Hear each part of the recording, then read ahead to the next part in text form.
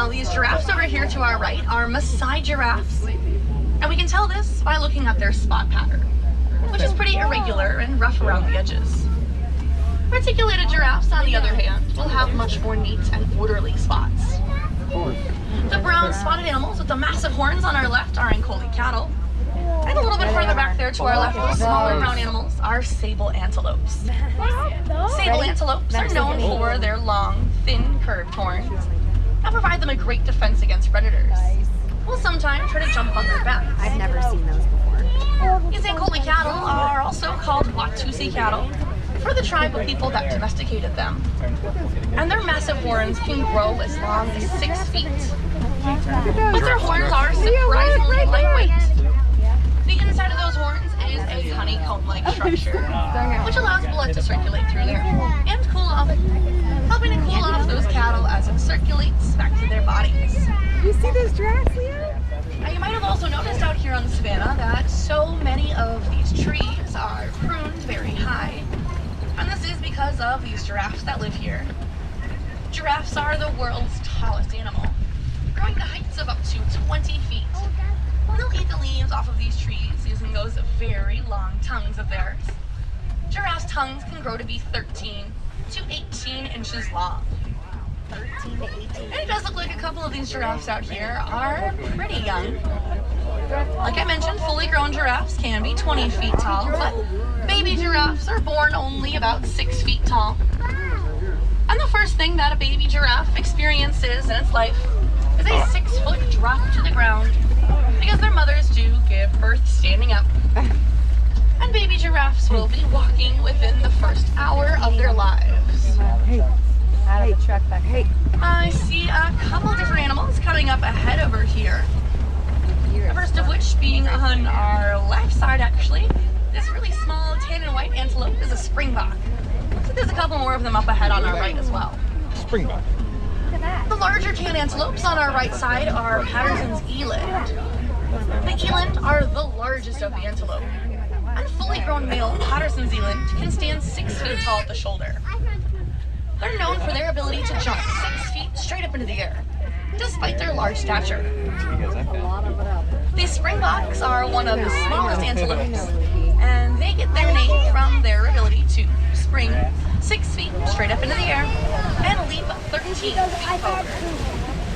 Those little Springboks are also among the world's top 10 fastest animals, and they can reach top speeds of up to 60 miles per hour.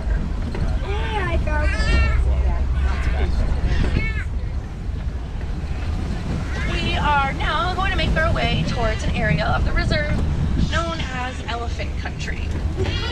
So let's keep a lookout for any elephants. And I actually think I see a couple of elephants over here to our right side. We do have a great view of just across the watering hole from us. Where are you looking? These are elephants! How we know this? One, because we are in Africa. This way. And two, because of the size of those ears. Oh, there's African a monkey. elephants, like these ones, There's a have monkey much sneaking up over larger there. ears than their Asian elephant counterparts. See those On elephants? our left side, there are some great monkeys in the grass.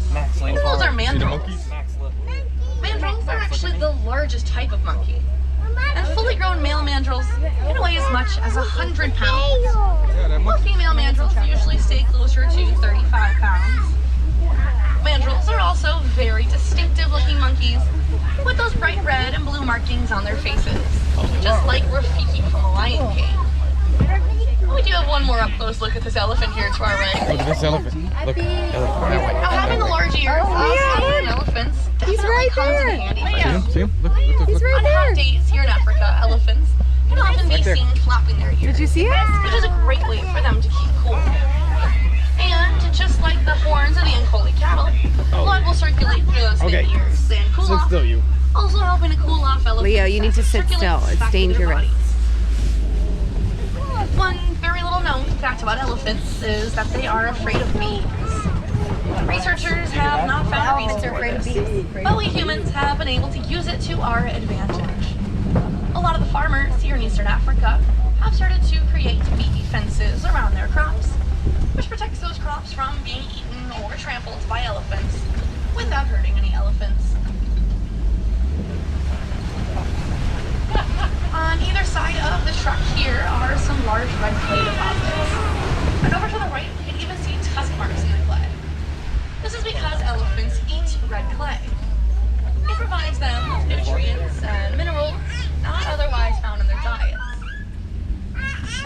oftentimes a good sign that there are some more elephants around. And it looks like there's actually quite a few more over here to our left.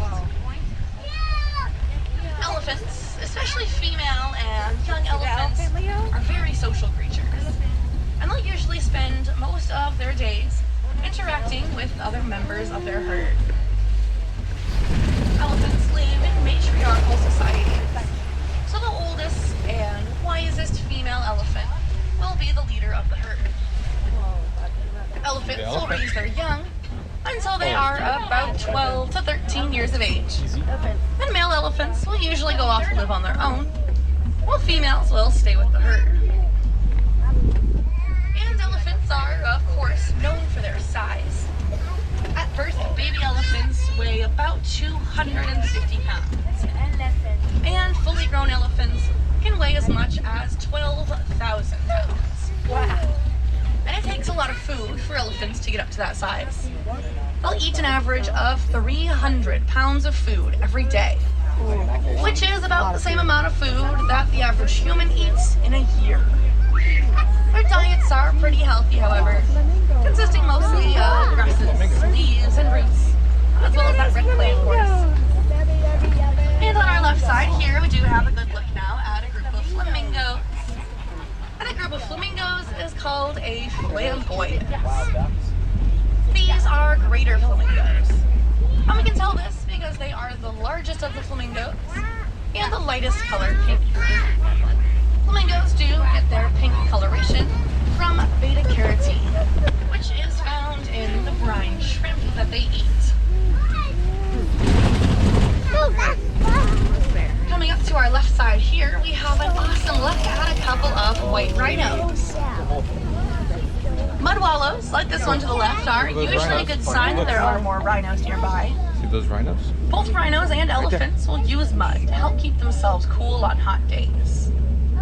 You might have noticed one of those elephants back there was taking mud in its trunk and flinging it up onto its back. And these rhinos will simply roll around in it. I know. Mud provides both animals a natural sunscreen and a natural bug repellent. Looks like there's another white rhino down that path to our right side. And it does look like all of these rhinos are pretty covered in mud. But despite the mud, you can probably still tell that